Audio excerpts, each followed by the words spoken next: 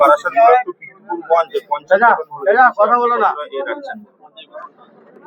বারাসাত 2 নম্বর ব্লকের হাড়োয়া বিধানসভার অন্তর্গত বারাসাত 2 নম্বর ব্লকের কিরতপুর 1 নম্বর অঞ্চলে আজকে অঞ্চল কমিটি নতুন ভাবে গঠন হলো। অঞ্চল সভাপতি হচ্ছে এনামুল ভাই, সম্পাদক মোহাম্মদ সাইদ আলম এবং ক্যাশিয়ার হচ্ছে আপনার আজারউদ্দিন বাপ্পা। সহ সভাপতি হচ্ছে রহমান আলী, নিজামুদ্দিন ভাই। সহ সম্পাদক হচ্ছে সামাদুল শাহাজি এবং গফুর ভাই এবং সহ ক্যাশিয়ার তাজফার ভাই এবং আরো কার্যকারী সদস্যরা আছে। তারা থেকে আজকে কিরতপুর 1 নম্বর অঞ্চল কমিটি গঠন হলো।